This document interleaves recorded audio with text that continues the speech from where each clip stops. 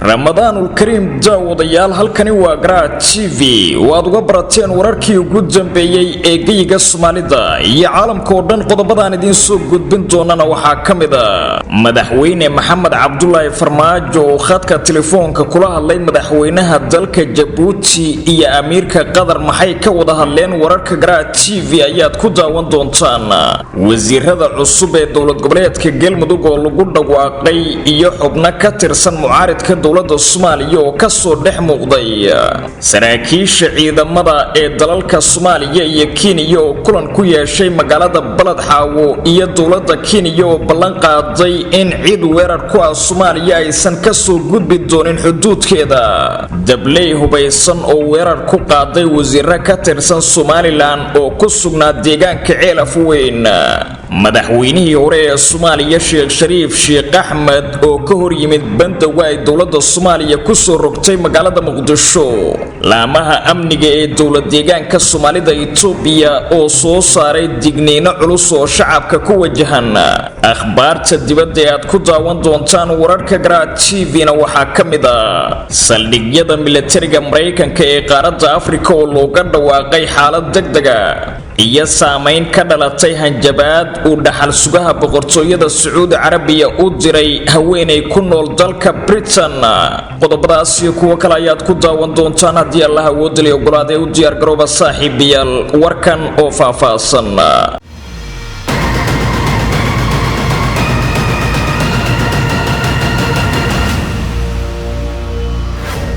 isku soo noqod haboon mar kale daawadayaal halkani waa Qatar TV xasuusnow haddii aad joogtid waqtiga salaada soo guda waajibka alle ee ku saaran dibna ugu soo laabo daawashada muuqaalkan xarunta Daarul Xufaad waxa ay si online u bixinaysaa xifdinta Quraanka Kariimka iyo axaadiista waxayna ku taalaa magaalada Hargeysa haddaba haddii aad danaynaysaan adiga iyo ubadkaagu qaabkaasi online-ka ah la xiriir lambarada shaashada kaaga muuqda ku bilaabay daawadayaal sidaan idinku sheegay hordhaca wararka Qatar TV madaxweynaha jamhuuriyadda federaalka ee Soomaaliya mudane Maxamed Cabdullaahi Farmaajo ayaa wada hadal telefoonka la yeeshay madaxweynaha dalka Jabuti Ismaaciil Cumar Geelle iyo amiirka dalka Qatar Amiir Tamiim bin Mohammed Al Thani sida lagu sheegay qoraal ka soo baxay madaxtooyada dalka Soomaaliya madaxweyne Farmaajo iyo dhigiisa dalka Jabuti Ismaaciil Cumar Geelle ayaa isku xogoreystay hanaanka iskaashiga ee labada dal ee walaalaha ahi ay ku wajahayaan xakamaynta iyo ka hortagga xanuunka COVID-19 oo musiibo ku noqday caalamka oo dhan madaxtooyada Soomaaliya ayaana sheegtay in madaxweyne Farmaajo uu la wadaagay dhigiisa dalka Jabuti in shacabka Soomaaliyeed iyo dowladuba ay la dareemayaan walaalahooda dalka Jabuti murugada iyo dhibaatada ka dhalatay daadad xooggan oo ku dhuftay dalkaasi Jabuti kuwaas oo dhaliyay khasaare iskugu jira nafiya maal hogaamiyaasha dalalka Soomaaliya iyo Jabuti ayaa isweydaarsaday qaabab horle oo lagu wajihi karo safmareenka coronavirus-ka kaasoo haatan farabaan ku haya dalalka Soomaaliya iyo Jabuti iyo guud ahaan caalamka oo dhan dhanka kale madaxweynaha dalka Jabuti Ismaaciil Cumar Geelle ayaa dowladda iyo shacabka Soomaaliyeed ugu hambalyeeyay bisha barakaysan ee Ramadaan isagoo u rajeeyay horumar iyo barwaaqo shacabka Soomaaliyeed sida lagu sheegay qoraalka filla Soomaaliya madaxweyne Farmaajo waxa uu sidoo kale khadka telefoonka kula xiriiray amiirka dalka Qatar Amiir Tamiim bin Mohammed Al Thani waxayna ka wada hadleen horumarinta iskaashiga iyo xiriirka labada dal gaar ahaan dadaalada caalamiga ah ee lagu wajahayo xakamaynta iyo ka hortagga COVID-19 madaxweyne Farmaajo ayaa xusay muhiimadda ay leedahay midaynta dadaalada lagu xakamaynayo faafidda safmareenkaasi isagoo soo bandhigay mudnaanta ay leedahay in la xoojiyo iskaashiga ku aadan isweydaarsiga khibradda iyadoo gacan lagu siinayo dowladda federaalka ee Soomaaliya tayeynta laamaha daryeelka caafimaadka si ay adeeg hufan u siiyaan bukaanada uu soo rito xanuunkaasi madaxweynaha dowlad goboleedka Galmudug Axmed Cabdi Kaariye Qoorqoor ayaa soo saaray liiska golihiisa cusub ee wasiirada kuwaasi oo ka kooban 23 xubnood oo ay ku jiraan siyaasiyiin caan ah. liiskani cusub ee golaha wasiirada galmudug isla markaana looga dhawaaqay magaalada Dhuusamareeb waxaa ka soo dhex muuqday xildhibaano ku jira baarlamaanka dowladda federaalka ee Soomaaliya kuwaas oo ay ka mid yihiin xildhibaan Axmed Macalin Fiqi iyo sidoo kale xildhibaan Saabir Nuur Shuuriye oo labaduba ka tirsan guddoonka golaha shacabka ee baarlamaanka Soomaaliya sidoo kale liiska waxaa ka soo dhex muuqday xubno ka tirsanaa musharaxiintii u tartamay xilka madaxtinimada dowlad goboleedka galmudug isla markaana uu ka mid yahay Axmed Shiray Falagle oo ahaa markaasi musharax u taagnaa madaxtinimadii maamulka galmudug ee ku guuleystay madaxweyne Qoorqoor. dhinaca kale wasiirada cusub ee galmudug waxaa ka mid ah mas'uuliyiin horey xilal uga soo qabtay dowladii ku meel gaarka ahayd ee uu hogaaminayay madaxweyne Sheekh Shariif Sheekh Axmed waxaana ka mid ah Faarax Cali Gaban oo u soo noqday wasiirkii warfaafinta ee dowladii ku meel gaarka ahayd. liiska xubnaha cusub ee golaha wasiirada ee galmudug isla markaana uu ku dhawaaqay madaxweyne Qoorqoor oo ka kooban 23 xubnood ayaa kala ah wasiirka wasaaradda amniga ee dowlad goboleedka galmudug ayaa loo magacaabay xildhibaan Axmed Macalin Fiqi oo ka mid ah xildhibaanada sida weyn u naqliya siyaasadda mas'uuliyiinta dowladda dhexe ee Soomaaliya. wasiirka wasaaradda warfaafinta ee galmudug ayaa loo magacaabay Axmed Shiray Falagle. wasiirka dekedaha ee maamulka galmudug waxaa loo magacaabay xildhibaan Saabir Nuur Shuuriye oo ka tirsan guddoonka golaha shacabka ee baarlamaanka Soomaaliya. Maxamed Xaashi Dhoore ayaa loo magacaabay wasiirka wasaaradda waxbarashada iyo tacliinta sare ee galmudug. Siciid Siyaad Shirwac ayaa loo magacaabay wasiirka bay'ada ee dowlad goboleedka galmudug. Cabdi Maxamed Fiidow Baliile ayaa isagana loo magacaabay wasiirka wasaaradda cadaaladda iyo garsoorka ee galmudug. Cabdi Maxamed Jaamac Waayeel ayaa loo magacaabay wasiirka wasaaradda arrimaha gudaha iyo dib u heshiisiinta ee galmudug. Daawud Maxamed Maalin ayaa loo magacaabay wasiirka wasaaradda dastuurka ee dowlad goboleedka galmudug. Faarax Cali Maxamed Gaban ayaa loo magacaabay wasiirka wasaaradda maaliyadda ee galmudug. Cabdiwali Cabdullaahi Jaamac ayaa loo magacaabay wasiirka wasaaradda caafimaadka iyo daryeelka bulshada ee galmudug. Aadan Cusmaan Xuseen Qoryooley ayaa loo magacaabay wasiirka wasaaradda boostada iyo isgaarsiinta. Axmed Dhiblaawe Casir ayaa loo magacaabay wasiirka howlaha guud iyo dib u dhiska. Cabdiladiif Cabdullaahi Warsame ayaa loo magacaabay wasiirka wasaaradda ganacsiga iyo warshadaha. Cabdiraxmaan Maxamed Diiriye Makaawe waxaa loo magacaabay wasiirka gargaarka iyo maareynta musiibooyinka. Maxamuud Cabdi Axmed Kaarshe waxaa loo magacaabay wasiirka biyaha iyo tamarta. Cabdulqaadir Maxamed Siciid Gentleman waxaa loo magacaabay wasiirka badroolka iyo macdanta. Xuseen Cabdulqaadir Xuseen waxaa loo magacaabay wasiirka diinta iyo awqaafta. ubax Xuseen Dhiblaawe ayaa loo magacaabay wasiirka haweenka iyo xuquuqul insaanka. Xuseen Cabdulle Xasan waxaa loo magacaabay wasiirka dhalinyarada iyo isboortiga. Yaxye Xiish Xasan waxaa loo magacaabay wasiirka shaqada iyo arrimaha bulshada. Sahro Colaad Cabdi waxaa loo magacaabay wasiirka qurba joogta iyo dhiirigelinta maalgashiga. Axmed Nuur Xaaji Cusmaan waxaa loo magacaabay wasiirka beeraha dhirta iyo daaqa. Cabdirasaaq Maxamed Maxamuud waxaa loo magacaabay wasiirka gaadiidka cirka iyo dhulka. waxaana liiska cusub uu ka koobnaa 23 kaasi wasiir oo noqonaya wasiirada cusub ee xukuumadda galmudug. waa hagaag saaxiibayaal wararka muuqaal baahiyaha Garaad TV ayaad wali la socotaan. magaalada Balad Xaawe ee gobolka Gado waxaa gaaray saraakiil ka socota dowladda wadanka Kenya oo ay hogaaminayaan taliyaha militariga dalkaasi iyo kan sirdoonka ee Kenya kadib dagaal dhawaan dib kaga soo cusboonaaday magaalada Balad Xaawe oo ku taala xuduudka kala qaybiya dalalka Soomaaliya iyo Kenya. saraakiishani ka socotay dowladda Kenya ayaa kulan la qaatay saraakiisha ciidamada dowladda Soomaaliya ee ku sugan magaaladaasi Balad Xaawe. odayaasha dhaqanka iyo maamulka degmada Balad Xaawe waxaana kulankaasi looga hadlay sidii xal looga gaari lahaa dagaalka soo noqnoqday ee ka dhacaya magaalooyinka ku teedsan xuduudka ee Mandheere iyo Balad Xaawe. qodobada looga hadlay kulankaasi dhex maray dhinacyadaasi ka kala socday saraakiisha ciidamada dowladda Kenya iyo kuwa xooga dalka Soomaaliya ayaa ku aadanaa sidii dagaal dambe uusan uga dhici lahayn xadka labada dal. waxaana inta badan la isla qaatay waxyaabihii lagu lafaguray kulankaasi sida xubno ka qayb galay ay la wadaageen warbaahinta. saraakiisha ka socotay dowladda Kenya ayaa waxa la sheegay inay kulankaasi ka ballan qaadeen in tallaabo adag ay ka qaadi doonaan dhankooda cid kasta oo isku dayda inay carqaladayso amniga xuduudka sidoo kale saraakiisha ciidamada ee dowladda Soomaaliya ayaa la sheegay inay dhankooda sheegeen inay dhowrayaan darisnimada kala dhaxayso dowladda Kenya isla markaana aysan iyagu ku dhaqaaqi doonin falal amni darro oo ka dhana dowladda Kenya gudoomiyaha degmada balad xawe ee gobolka Gado Ahmed Barre Sheikh Abdullahi oo qayb ka ahaa kulanka ayaa sheegay in dhinacyadu ay isla qaateen dhammaan qodobadii looga wada hadlay oo badankoodu ku saabsanaa sidii loo soo afjari lahaa isku dhacyada markasta ka taagan xuduudka labada dal Ahmed Barre ayaa sidoo kale sheegay in dhankooda ay saraakiisha Kenyaanka ka dalbadeen inay tallaabo ka qaadaan wasiirka wasaaradda amniga ee Jubbaland iyo ciidamadiisa oo uu ku eedeeyay dagaalka markaas ka dhacay xuduudka labada dal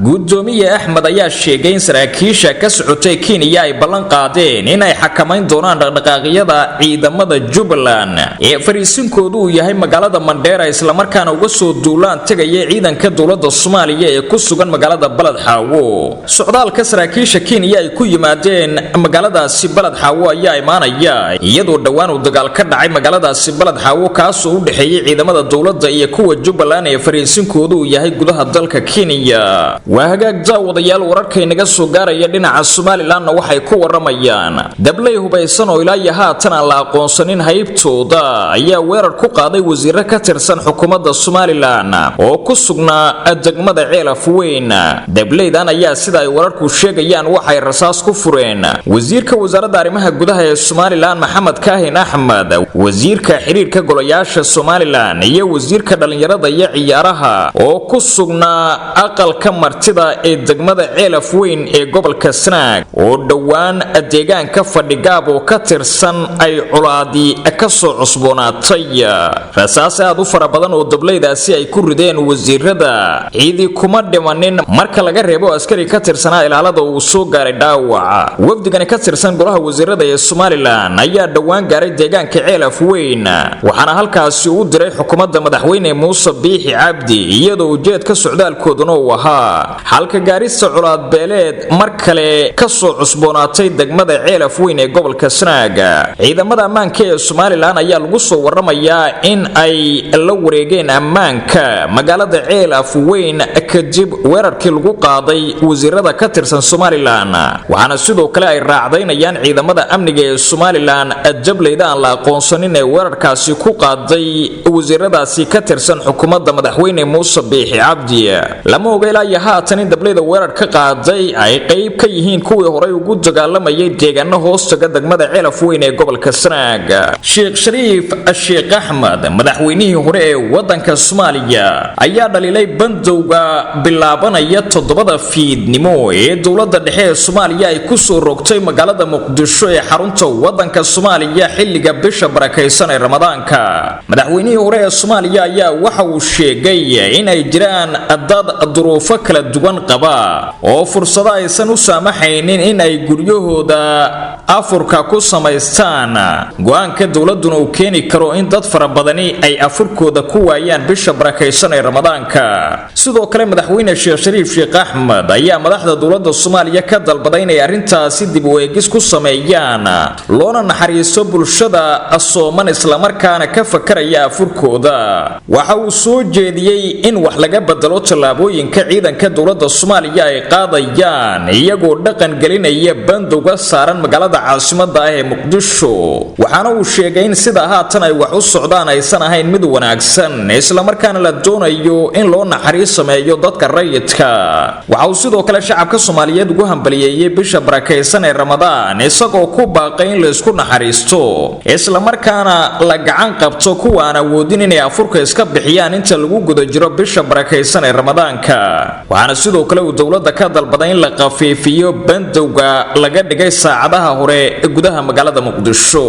laamaha amniga dowladda deegaanka Soomaalida Itoobiya iyo xafiiska caafimaadka ayaa soo saaray digniino kuwaasi oo ku wajahan guud ahaanba shacbiga ismaamulka Soomaalida Itoobiya isla markaana loogu sheegayo in ay joojiyaan dad ay si sharci darro ku soo gelinayaan gudaha deegaanka Soomaalida Soomaalida isla markaana looga shaki qabo in ay qabaan xanuunka COVID-19 ee sida weyn u faafaya. xafiiska caafimaadka dowlad deegaanka Soomaalida iyo laamaha amnigu waxa uu uga digayaa muwaadiniinta dowlad deegaanka inay isku dayaan in ay dad wadamada caalamka ka kala yimid si qarsoodi oo sharci darro ku soo galiyaan gudaha dowlad deegaanka iyagoo intaasi kadibna hor istaagaya in baaritaan lagu sameeyo badqabkooda isla markaana 14 maalmood la karantiilo si loo hubiyo in ay qabaan xanuunka faafaya ee COVID-19. waaxda caafimaadka dowlad deegaanka iyo laamaha amniga ayaa digniintan ay sida wadajirka u soo saareen waxay ku sheegeen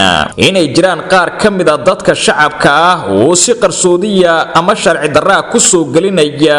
dad ka imaanaya dalka dibadiisa kuwaas oo aan ogolayn in la karantiilo 14 maalmood si looga taxadaro caafimaadka bulshada. hay'adaha ammaanka ayaa sare u qaadaya foojignaantooda iyo ilaalinta xuduudaha deegaanka isla markaana waxay gacanta ku dhigayaan cid kasta oo si sharci darro ugu soo gudubta xuduudka deegaanka Soomaalidu uu la leeyahay dhammaanba cid kasta oo la jaara. ugu dambeyntii waaxda caafimaadka ee dowlad deegaanka ayaa sidoo kale ugu baaqday inay bulshada u hoggaansamaan awaamiirta ka imaanaysa dowladda isla markaana lagu doonayo in lagu xakameeyo faafidda COVID-19.